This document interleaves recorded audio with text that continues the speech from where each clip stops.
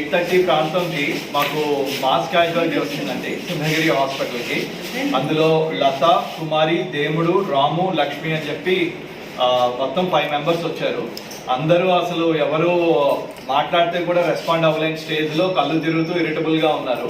వెంటనే మాకు డౌట్ వచ్చి ఆక్సిజన్ లెవెల్స్ అన్ని చెక్ చేస్తే అందరికీ కూడాను 70 కన్నా తక్కువ ఉంది, 70% కన్నా తక్కువ ఉంది. వెంటనే మేము ఎమర్జెన్సీగా స్పందించి వెంటనే మేము ఆక్సిజన్ లెవెల్స్ అవి పెట్టుకొని తర్వాత అసలు ఏం జరిగిందో అనే విషయం గురించి అని చెప్పి పెట్టి మా క్రిటికల్ కేర్ అశ్విన్ గారు వచ్చారు వెంటనే. And next emergency medicine Kranthi గారు వచ్చారు.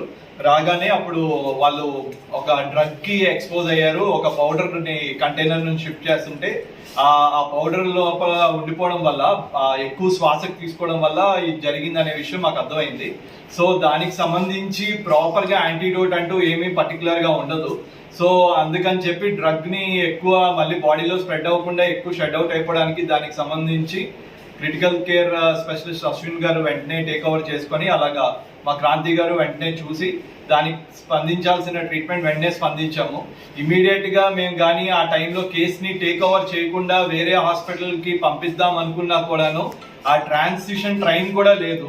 అండ్ రెండో విషయం ఏంటంటే వీళ్ళందరూ పని చేసుకుంటున్నారు, వాళ్ళ కుటుంబ సభ్యులు కూడా ఎవరు లేరు వాళ్ళతో పాటు.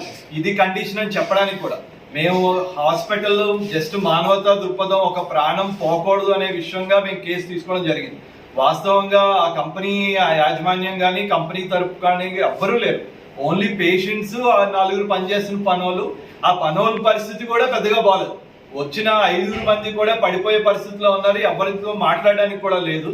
సో వెంటనే మేము వైద్యం చేసి స్పందించి కొంచెం స్టెబిలైజ్ చేద్దాం అనే ఉద్దేశంతో ఇప్పటివరకు ట్రీట్మెంట్ జరిగింది. సో తర్వాత మా కలెక్టర్ గారు, డిఎంహెచ్ఓ గారు, నెక్స్ట్ పోలీస్ టీము వీళ్ళందరూ వచ్చి మాతో మాట్లాడి తర్వాత దాని గురించి అని చెప్పి కిమ్స్ కి కలెక్టర్ గారి ఆదేశాల మేరకు కిమ్స్ కి షిఫ్ట్ చేశాము. అందులో ఒక కేసు, ఒక ఆవిడది కొంచెం కండిషన్ బాగాలేదని చెప్పి వెంటిలేటర్ పెట్టాల్సి వచ్చింది.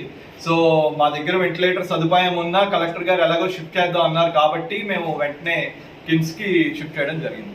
వచ్చిన పేషెంట్స్ అందరూ కూడా వచ్చేటప్పటికే కొంచెం వాళ్ళు గాలి తీసుకోవడానికి చాలా ఇబ్బంది పడుతున్నారండి.